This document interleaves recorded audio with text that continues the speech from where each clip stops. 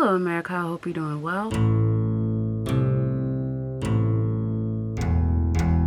Welcome to my review of Life After Lockup, Season 3, episode I Don't Know. I watched the episode yesterday, but I woke up really late because I went to sleep at 5 o'clock in the morning. My week, I guess, hasn't been the best. But, you know, whatever. Who really cares? Life is life. So, whatever. Ups, downs. As long as you persevere and you get through them. So, Sarah. Michael be looking weird. I don't mean to say that and be mean, but Michael be looking weird to me. Like, skinny and weird. Anyway, I'm sorry. Sarah's telling Michael that she wants him to be a good father, and he says, I can't take it. He been going through some stuff. Apparently, Maria was crazy, and Maria was like, you know, I take us both down. I don't care. You know, the police has been called so many times. He done dealt with the police more times with Maria than he has in his entire life. You know, he just was in a toxic relationship. Now Sarah is sympathizing with him. You know, she says that she knew he had to be going through a lot to miss court. Okay. Now they hug, and, you know, he says that this is the first time that they have been able to talk. And I'm like, they about to have another baby. They're about to have another baby. So then Sarah goes over to the hotel, and he says that he's going to be there, you know, for like a week or so. And then she's like, oh, well, then you can come and stay with me so I can have help. They're going to have a baby. But then they get into it because Sarah says, I wanted you to be a better father. And he says, I am a good father. Or I wanted you to be around more. And he was like, even when I was in jail, I was around more. I've been around, you know, like, I can't vouch if he's been around or not, because obviously we're not in their, you know, co-parenting thing. But when Michael said that you let our relationship dictate the relationship that I have with them, I mean, you kind of do. When she was like, what you do to me affects me as a mother, and he was like, well, what you do to me does not affect me as a father. I'm like, Michael talking truthful now. So she leaves the little baby Rain with him, but takes Aviana with her. I don't know. I don't really know. But anyway, I guess they won't be having a third baby now because they're not happy with one another. Y'all, I've been eating so badly. My skin is definitely... Okay. Well, I've been putting on my product, so my skin is still messing up, but not as bad as it was. But I've been eating so badly. It's just like, can you not eat as badly as you have been? But I just can't. Anyway, we see Lindsay's grandmother. She tells her to chill out, you know. Scott has the upper hand because this is his home, and she's like, he may have the upper hand, but I have the violence. I have no idea what that means. Her grandmother says that it seems as though Lindsay doesn't really love people, just tolerates them. The only person that she loves is her daughter, and she, you know, that kind of breaks her heart because it seems as though she acts that way with her grandmother. And she's like, yo, if you just need to come back to the house, then come on back to the house. And Lindsay is like, you know, your house is small. I mean, she didn't say that to her, but she was like, the house is small. She was like, I shouldn't have to give up the house. Ma'am, your name is not Beyonce, and this is not Ring the Alarm, okay? Ring the alarm. I've been through this too long. But I'll be damned if I see another chick on your arm. Won't you bring me along? I've been through this too long. But I'll be damned if I see another chick on you. She gonna be rocking chinchilla coats if I let you go. Get in the house off the coast if I let you go. You're not Beyonce, okay? This is not Ring the Alarm. You don't have access or access to any of the house. Your name's not on the lease, ma'am. Anyway, you know, she mad. She can't wait till Scott come to the house because he's a fat-lipped liar. Why did she call this man a fat-lipped liar? Which means that she knows that he has a fat lip. She's been looking at his fat lip the entire time. That's probably why she got mad. I can't take it.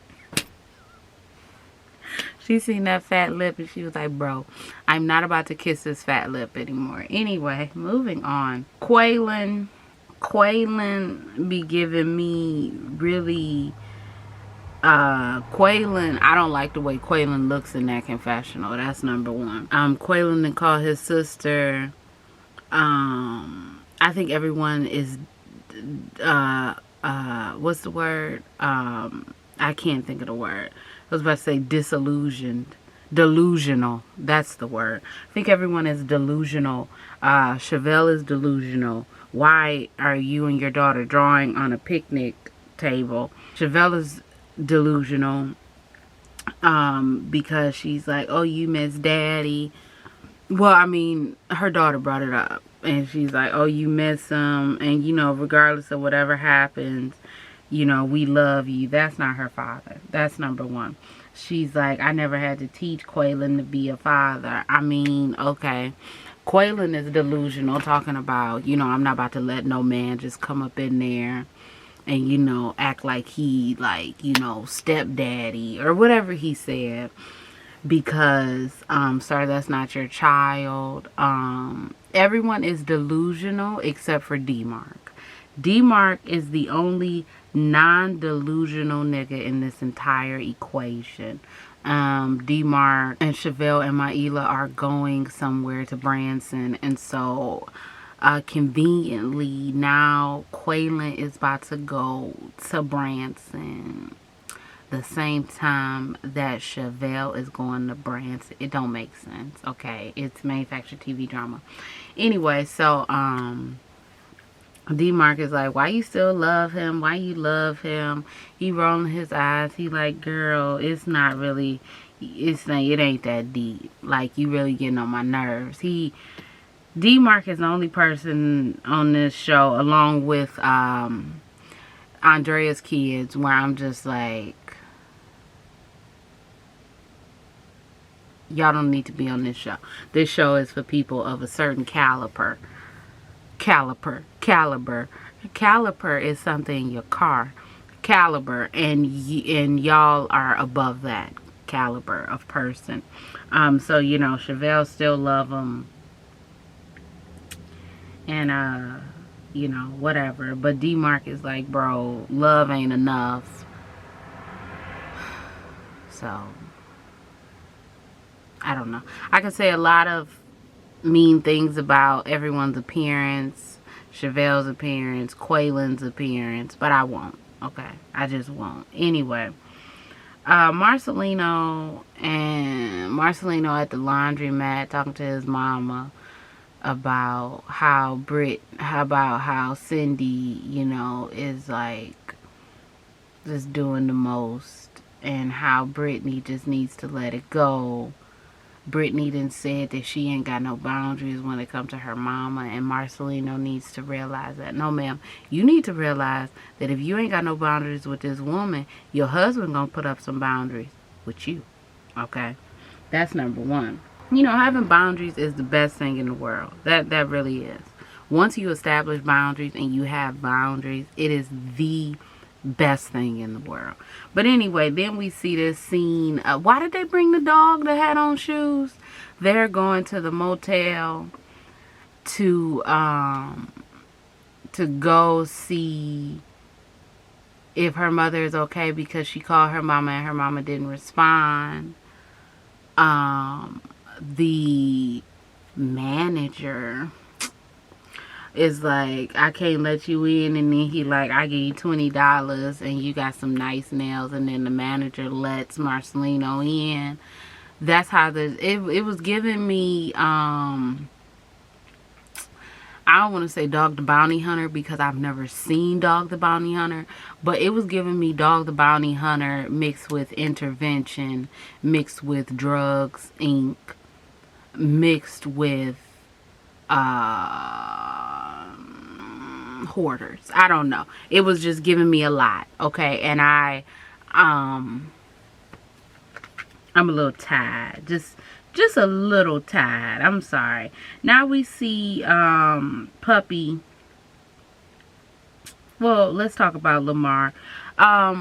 Okay, Lamar and Andrea, they have their argument. And he like, is you here? She like, yeah, what wouldn't I be here in my own mother house? Ma'am, I thought you were a Mormon. What is up with you using all of this unsanitary language? That's what heathens do. Whew. These religious people be religiously out of their mind. Anyway, so they arguing, you know, Andrea's like, bro, don't tell my daughter to, you know, lie to me. That's not a good trait. I don't want my daughter to learn that trait. Lamar's like, yeah, but you gotta like calm down and stop communicating so aggressively. Nyla and Tennyson are like, bro, like, they don't really know how to communicate. You know, Andrea needs to calm down because Lamar was outside. He was saying something to the camera about her not knowing how to communicate, you know, effectively. And she was like, why you always talking bad about me? Stop talking bad about me. Okay, I get it. I understand. But, you know, maybe, Andrea, you really don't know how to communicate. A lot of us don't know how to communicate effectively, you know. We know how to say what we want to say, but not in a way that the person who is listening will receive that information, you know, nicely. I really be feeling like therapy be working. I mean, obviously therapy be working, but like, therapy be working. Anyway, so Andrea says she doesn't like Shantae, or she doesn't have a problem with Shantae, but she only knows what Lamar has told her about Shantae, and Shantae thinks that everything that Lamar is not doing is because of Andrea, and that makes Andrea resent Lamar. And I'm like, hold up, wait a minute, what's really going on? But also, you know, at the same breath, it's like, Priscilla should have known about Shantae if you didn't have a problem with Shantae, or it should have been where Lamar could have just said, I don't know, it shouldn't have been where Lamar felt as though he had to sneak around unless this is just manufactured TV drama, you know, whatever. Anyway, she done told Tennyson and Nyla, don't open the door for him. Can I not be in the middle of this, please? Don't open the door for him. And then he come knocking on the door, and I'm like, my mama said not to open the door. Open the door. Don't you open the door. I'm gonna go to sleep because I don't want to be in the middle of this. I just really don't want to be in the middle of this. And Tennyson and Nyla is tired. Tennyson 18, Nyla can't. And then they about to get custody of Priscilla and just go because they tired. They real tired. Anyway, Puppy's mother is kind of getting on my nerves, asking about this hanky-panky business. This got to be played up for the camera, because who wants to know? Why would you want to know if your child slept with somebody? Like, why do you want to know if they about to have a relationship? Like, I just really feel like it's just a lot of hoopla. So, Amber is saying, you know, Puppy just got out of prison, so, you know, we taking everything day by day. Puppy is like, I do want to have sex with Amber. She didn't say she wanted to be in a relationship with her. She said she wanted to bone her. You know. And so, you know, Puppy's mother don't want her to go out and do this and do that and blah, blah, blah, blah, blah, blah, blah, blah. Anyway, I was on Reddit and they said they had seen a bug crawling up the wall. And I ain't gonna say nothing. So then we see Amber. And you know, I'm actually really, really liking the story of Puppy. I hope that it's, you know, not gonna become stupid, but I am really liking the story of Puppy. Amber doesn't really interest me, but Puppy interests me. I'd like to see her story. But Amber talking on the phone to some man talking about, hey baby, how are you? Or I miss you, I love you, do you know when you getting out? Look, I don't know. I don't know. I don't know. I don't know. Do I know? Because I don't know. I don't know. I'm not gonna say that I knew that I thought Amber swayed one way or another. I'm not gonna say that. But one thing I am gonna say is if you don't take your little skinny ass over there and tell Puppy, I'ma slap you. Okay? Why am I feeling something for Puppy? Why do I feel like Puppy just got a good story? Why do I feel like it? Huh? And why are you sitting over here talking about, baby, when you coming out? Girl, it's men on the outside of prison. Why don't people know that? Men be on the outside. Men be on the outside. Bro, you could probably look out your window and see somebody walking by, and it's probably 50% maybe a man. Men be on the outside. Anyway, I don't know if Amber is dipping and dabbling, tipping and dipping. I don't know if she tipping and dipping, but all I know is I'm really a fan of Puppy's story. I'd like to see Puppy's story. And I don't really care about Amber and this new phantom man who loves her and she loves him. Anyway, I'm done, y'all. I'm done. I'm done. If y'all like this review, you can like, comment, and subscribe. You can follow me on Instagram, Twitter, or visit my website. My name is Brielle. I make beats, I sing songs. If you like what you see, come on along. Bye.